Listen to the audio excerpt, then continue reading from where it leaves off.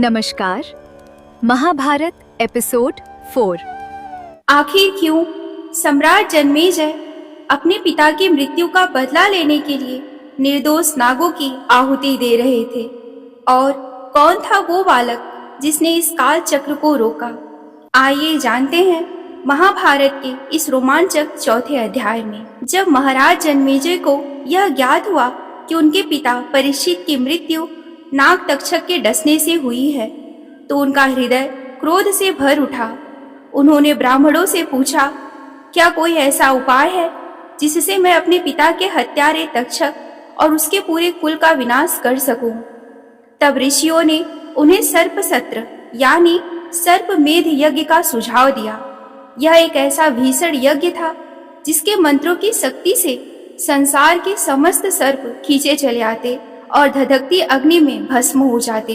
यज्ञ की वेदी तैयार हुई। ऋषियों ने काले वस्त्र धारण किए और जैसे ही आहुति देनी शुरू की, आकाश से लेकर पाताल तक हाहाकार मच गया। तक्षक के डर से कांपते हुए हजारों लाखों सर्प विवश होकर उस अग्निकुंड में गिरने लगे। गीता प्रेस महाभारत के अनुसार नागों की चित्कार से 10 दिशाएं गूंज उठी।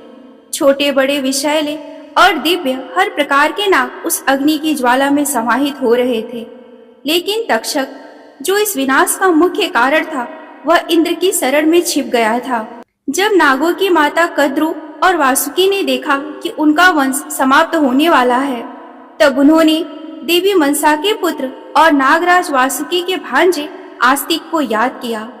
आस्तिक एक तपस्वी ब्राह्मण और महान विद्वान थे।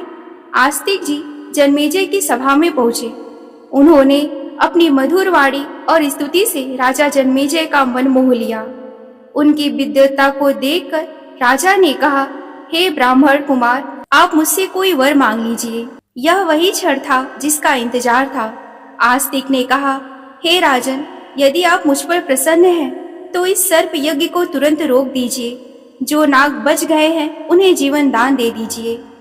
राजा जन्मेजय पहले तो हिचकिचाए, लेकिन अपने वचन से बंधे होने के कारण और ऋषियों के समझाने पर उन्होंने अस्ति अस्ति ऐसा ही हो कहकर यज्ञ को रोक दिया। ठीक उसी समय तक्षक नाग, जो मंत्रों के प्रभाव से अग्नि में गिरने वाला था, बीच हवा में ठहर गया और उसके प्राण बच गए। इस प्रकार एक बालक की बुद्धि और धर्म के कारण नाग वंश का विनाश रुक गया। महाभारत की यह कथा हमें सिखाती है कि क्रोध से किया गया न्याय अक्सर विनाशकारी होता है और क्षमा ही सबसे बड़ा बल है।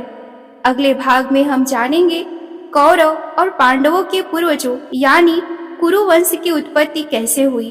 अगर आपको यह प्रस्तुति पसंद आई हो तो कमेंट में जय श्री कृष्ण जरूर लिखें और चैनल को सब्सक्राइब करना ना भूलें। मिलती हूँ अगले वीडियो में महाभारत के अगले नए एपिसोड के साथ। तब तक के लिए आप सभी को मेरा नमस्कार। हर हर महादेव।